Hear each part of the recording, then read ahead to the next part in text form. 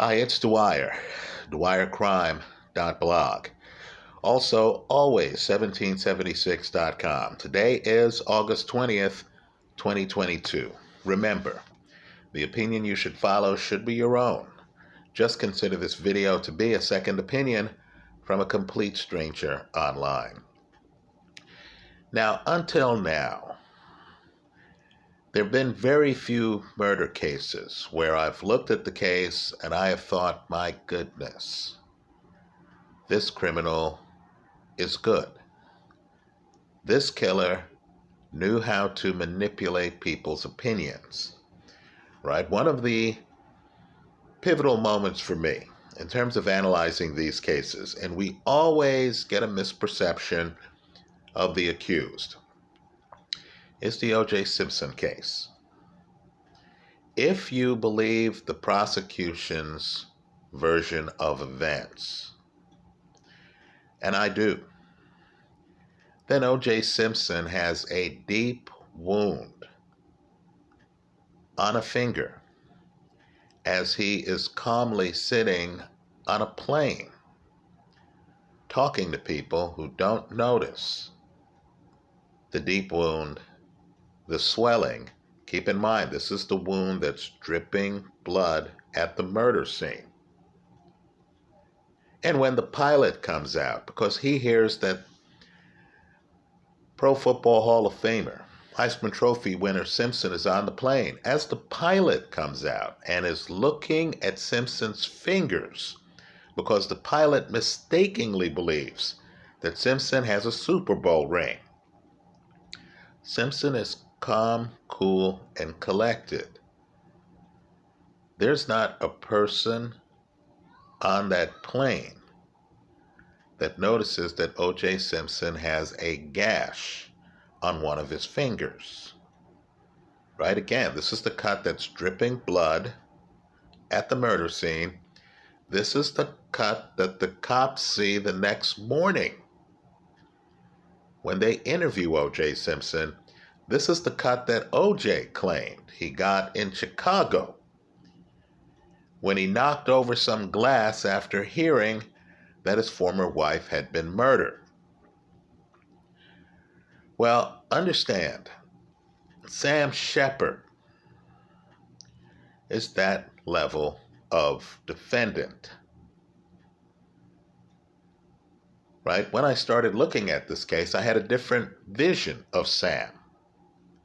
I didn't think his story was credible. I've discussed that in an earlier video. And I believe Sam made some mistakes. We'll discuss the mistakes. I believe they are major. I believe they undercut his story. But make no mistake, there is a question. We'll be talking about this case on and on because there is a question as to whether Sam Sheppard covered his tracks well enough such that a prosecution team could not prove beyond a reasonable doubt in a trial that wasn't tainted by the media whether Sam actually did the crime. Now, let's talk about a mistake he made. And it's huge, right? It's big. And it's not discussed enough. In the bedroom where his wife was murdered, where her body is found, staged, right? Where there are no type A blood drops. Understand, Sheppard is type A. Understand, Richard Eberling, who many people think did the murder, I don't, is type A. Let me correct a mistake I made in my original video here. Marilyn Sheppard is type O. Just understand that at the murder scene, in the bedroom, no type A blood is found. right? No type A blood is found. The murder is a brutal one. There's blood on the walls. There is a blood spot, a big one, on the closet. Just understand that Sam Sheppard's blood is not in that blood spot. Richard Eberling's blood is not in that blood spot. According to Paul Kirk, the criminologist from the 50s, Berkeley guy, and according to the DNA analyst, I believe his name's Mohammed Tahir, who was hired by Sam Sheppard's son for the most recent lawsuit in the case. Some of the type O, at least some of the type O blood on that bathroom closet blood spot is not Marilyn Sheppard's. There's unidentified blood in the bedroom that doesn't belong to the victim, Sam Sheppard, who was tried for the case multiple times, or Richard Eberling, who was convicted of killing someone else, the window washer, who many crime watchers believe did the crime. Right? There's outside blood there. Understand, too, there's outside blood in the house. There's a blood trail going out the door. Right? Just understand, there's unknown blood in the house. The mistake Sheppard makes, and I believe it's a major mistake in the case, is that there is no blood spatter on the ceiling of his wife's bedroom. Folks, we're to believe that this is some violent crime. We're to believe that Sheppard's on the daybed downstairs. Right? Here's commotion up above him. Goes up the stairs, gets hit, gets blindsided, gets knocked out. Right? We're to believe that there was a struggle in that bedroom. A struggle.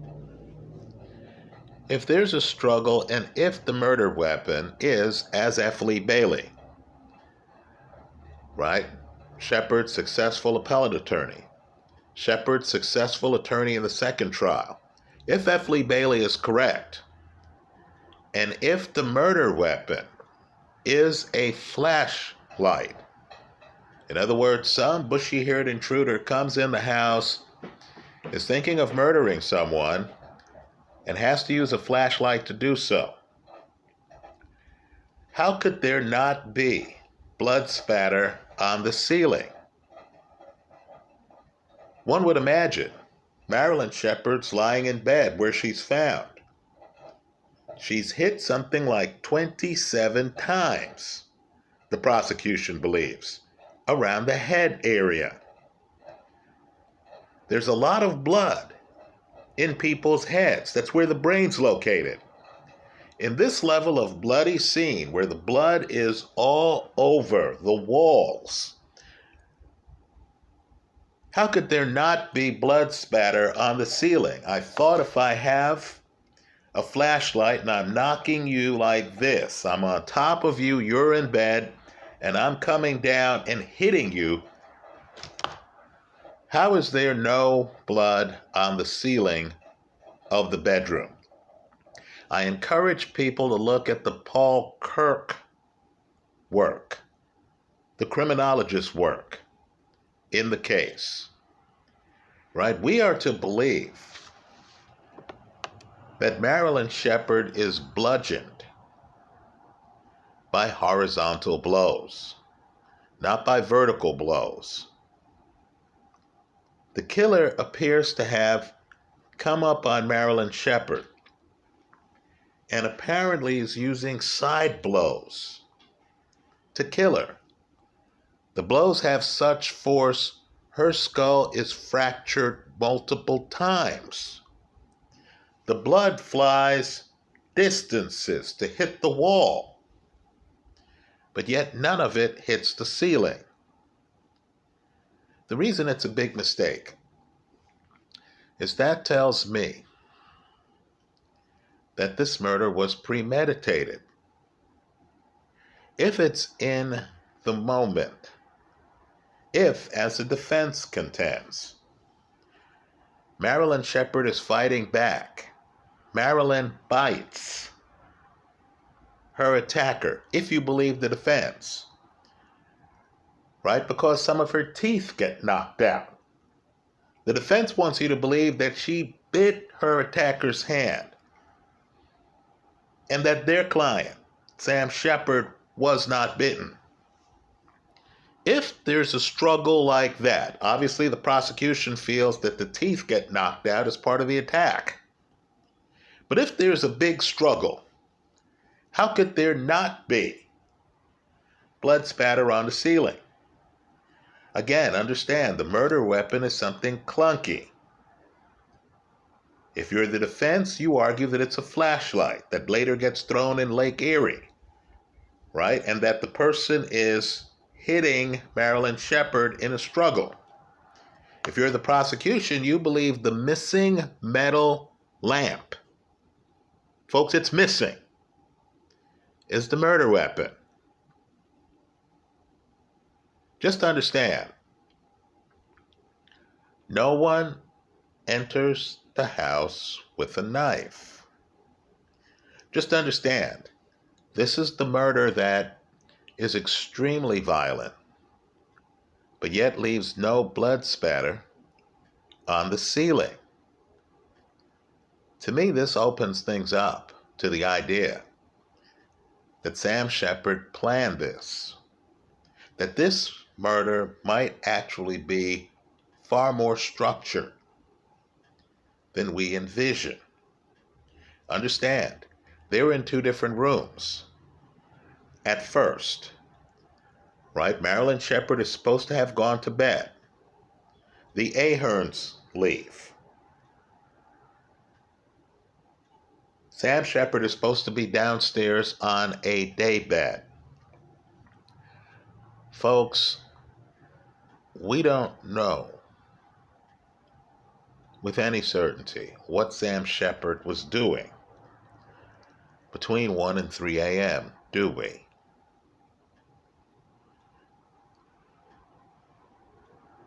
We simply don't.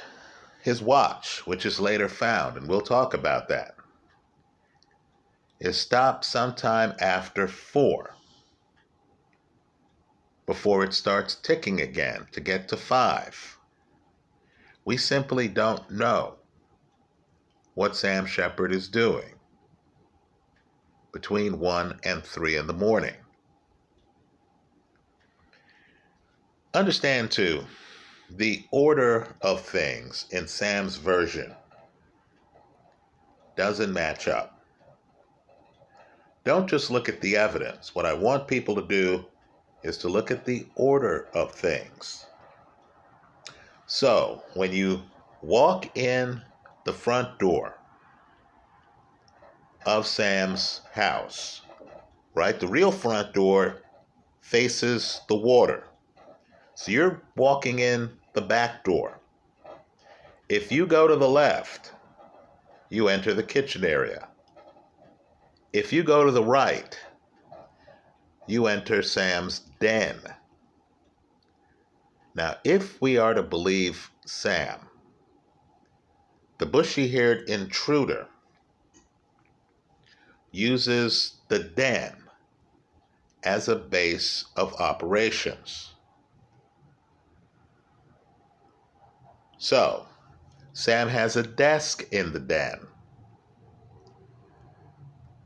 That desk is gone through. The drawers are open, right?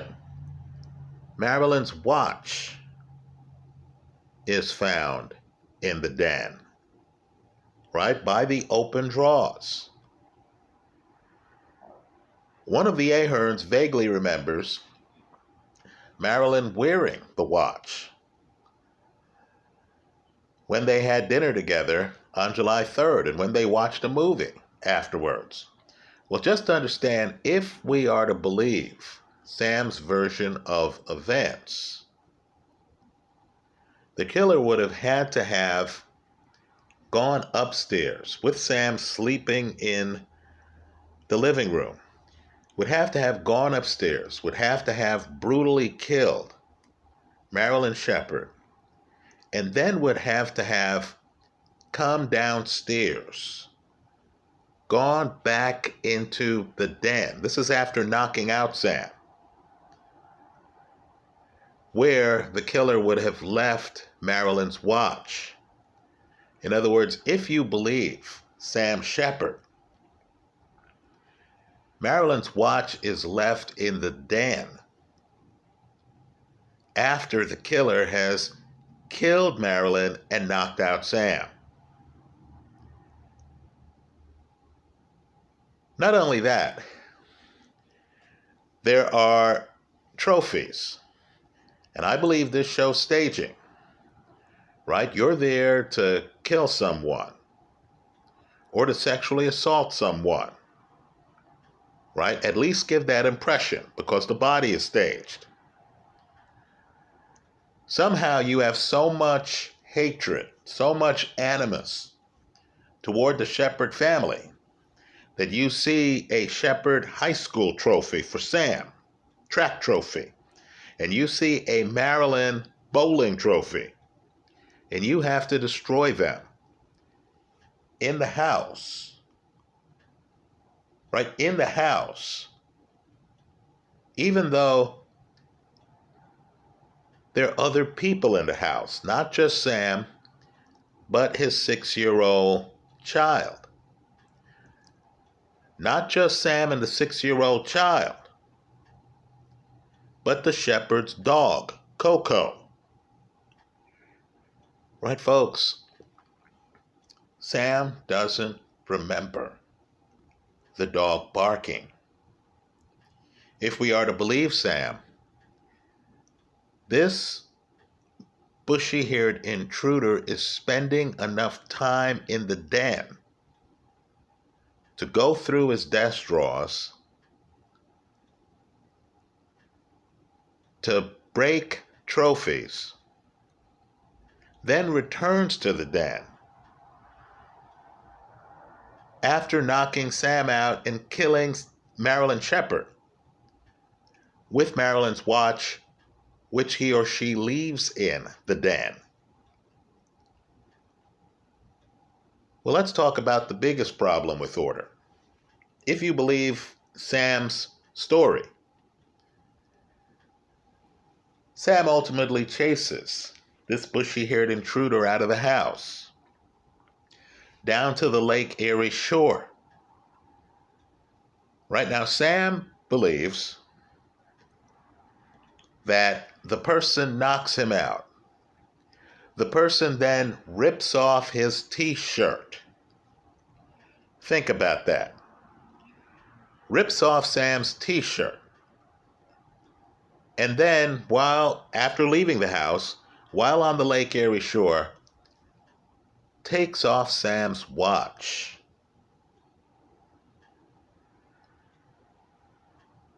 Right? Puts the watch, Sam's frat ring, which the bushy-haired intruder also has, right? And puts Sam's chain in a small green bag, which one of the Hoke children finds tangled on a shrub as the police are looking through the house. Now here's the problem, and it's a big problem. That green bag was actually from the den. That green bag used to be used to hold things like wrenches and stuff like that. How does the bushy-haired intruder have that small green bag, which only has Sam's watch, the one with blood on it, by the way, Sam's chain, Sam's frat ring, right? How does the intruder have the green bag by the Lake Erie shore? Are we to believe that the intruder from the den empties that small green bag, takes it with them? Then when they knock Sam out, they're able to take off Sam outside, linger around Sam's body. They're so confident after knocking Sam out that Sam is not going to come to,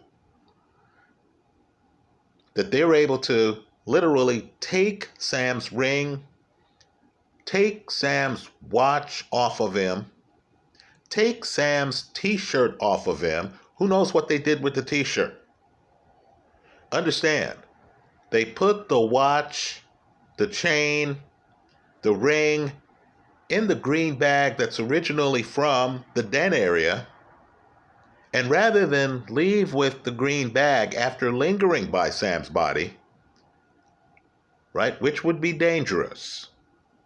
Understand, the area has other homes. If you've lived by the water, you know people early in the morning will walk by the water. Someone could have seen Sam unconscious on the beach with someone over Sam. Well, we're to believe that after the person takes the time to take off Sam's watch and to take off Sam's ring and Sam's chain, we're to believe the person then leaves the green bag by a nearby shrub. Does that sound believable to you? And of course, they were able to take off Sam's t-shirt. Now, let's say I can rip the t-shirt, as one of Sam's defense attorneys said in closing. Let's say I can just rip the t-shirt from the front. Now, keep in mind, the bushy-haired intruder, there's no evidence that the bushy-haired intruder has a knife on him or her.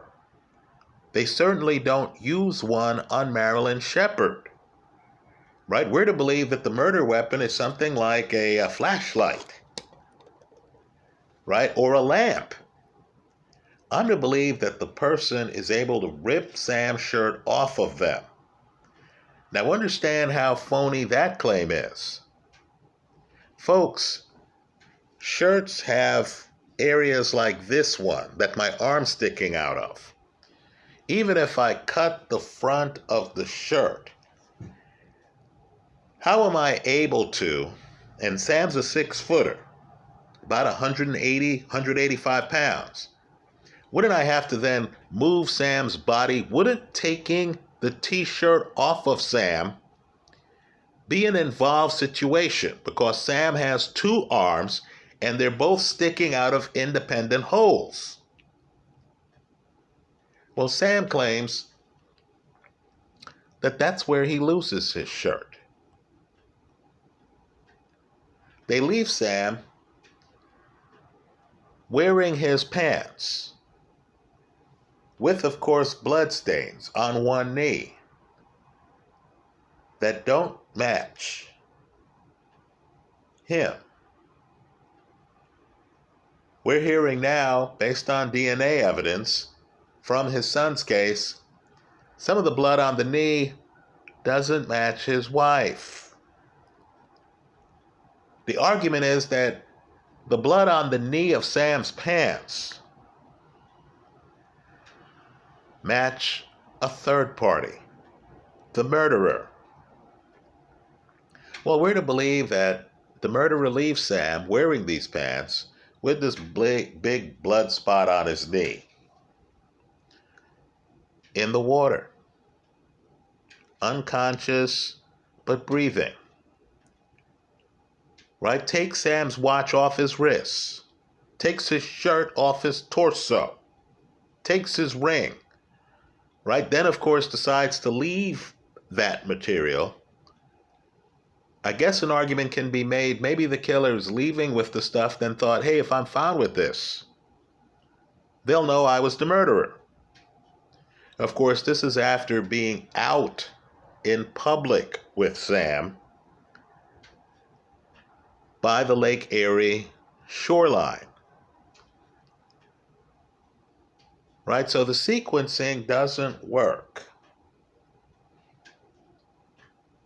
Right? The bushy-haired intruder is supposed to leave the den with this small green bag. Then is supposed to get Sam's watch later, but of course leaves the watch by a shrub. Right? Well, let's talk about one of the big problems the prosecution did focus on. Sam claims that he was sleeping. Then he hears a commotion upstairs. So, of course, he immediately bolts. Someone is getting attacked upstairs. Right? In some versions of the story, he hears his wife, Marilyn. So Sam goes up the stairs, then gets knocked out. He doesn't have time to make clothing decisions. But yet, when Sam lies down, the Aherns who were there before leaving shortly after 12 see the clothes Sam's wearing. Those clothes include a jacket over his t-shirt. Sam's asleep wearing the jacket. When the cops get there, the jacket is neatly folded on the daybed. We're to believe that Sam is out cold, is awakened by noise upstairs, gets off the daybed, takes off the jacket, and then takes the time to neatly fold the jacket before going upstairs. Right, folks? It doesn't work. There is no scenario short of Sam getting up early in the morning before hearing anything and taking off his jacket.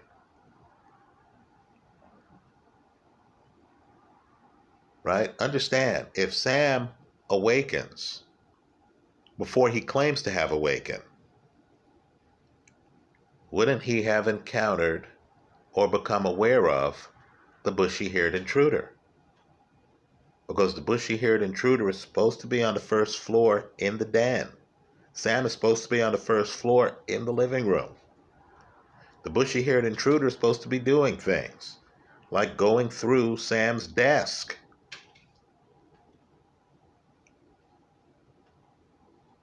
So, of course, the defense overlooks the neatly folded jacket. A big question in this case is, how did Sam Sheppard's jacket become neatly folded? Well, let's get outside of all of this for a moment and just talk about how planned out Sam is and who Sam is. We'll discuss what I think happened that night in another video. But just to understand, Sam and his wife get married in 1945. They live in California for a few years. Just to understand that the prosecution had evidence that from early in the marriage, during their California years, Sam Sheppard is having affairs with multiple women. Right? I just want people to understand that Sam is a double life guy. So they go back to Cleveland around 1951. Right? Understand, Sam's family has an ownership interest in the hospital that he ends up being a doctor in. Well, understand, when they get back to Cleveland, right? And they have a 6-year-old who's born in 1948, right? When they get back to Cleveland, just understand that Sam ultimately starts an affair with a woman, Susan Hayes, who's about half a decade younger than him, who works at the hospital. Now, Susan Hayes ultimately goes to Los Angeles. Would it surprise you to know that Sam and his wife actually come back out to California? They're in California. They're staying at the house of one of Sam's doctor friends. The wife then goes up to Carmel, Monterey, that area, right, to stay with friends. Sam, who seems to have had a lot of male friends, right, people who believed in him. He has a lot of letters of recommendation that become part of the record at the 54 trial. Sam's friend allows Sam to bring a woman in to where he had been staying with his wife. That woman, of course, was his mistress from Cleveland, who's now in California, Susan Hayes. So understand, Sam, who ends up going to a wedding with Susan Hayes in San Diego, shacks up with Susan Hayes in the very room at his friend's place that he had been sharing with his wife. Folks, that's who Sam Sheppard is. Right? Sam is the kind of guy who can literally have different lives. He and his wife, from what I can tell, never go through a long period of time where Sam is faithful to her. Sam cheats on her in at least 2 different states. Understand, Susan Hayes was just the latest mistress. There were others, right? This is a guy who is whatever image you want to believe in. So, and I mentioned this in the first video, his wife is pregnant with their second child. Sam, of course, is having an affair. Now, think about how reckless he is. He stays with his mistress over at a friend's place in California. When the cops start talking to him about his wife's murder, Sam, of course, denies he was having an affair. Right? This is a guy who, of course, had had affairs with other women as well. So the big question here is, how could Sam have staged this crime such that there's a third party's blood at the scene, such that he'd be able to make adjustments on the fly for activities he didn't plan? Right? It's pretty clear it's his wife and Mrs. Ahern who decide they're going to have drinks over at the Aherns, who live about 5 houses down.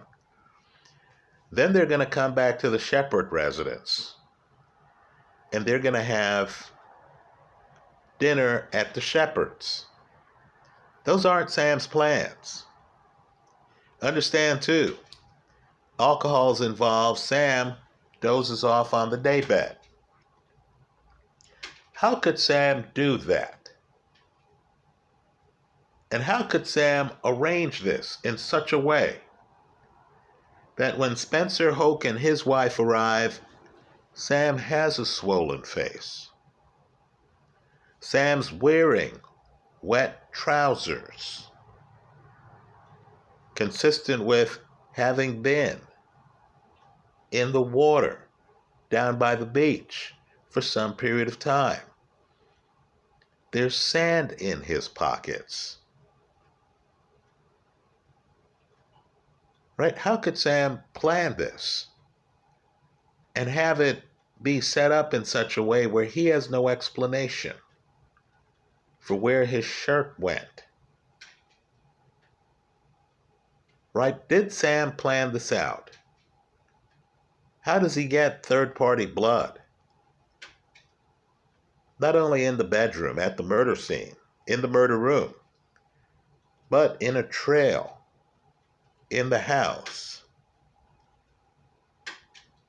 How does he pull all of that off? We'll talk about that. We'll speculate, because that's what it'll be in a future video. But just understand, the sequencing doesn't work. Right? When exactly is Marilyn's watch left in the den area? And why is it left in the den area? If the bushy-haired intruder decided to leave Marilyn's watch in the den area, why would that bushy-haired intruder then spend time later outside taking off Sam Sheppard's watch? If the bushy-haired intruder was worried about being found with jewelry from the murder scene, why would they take Sam's shirt, which has never been found? Who else would have Sam's shirt but the person Sam fought with?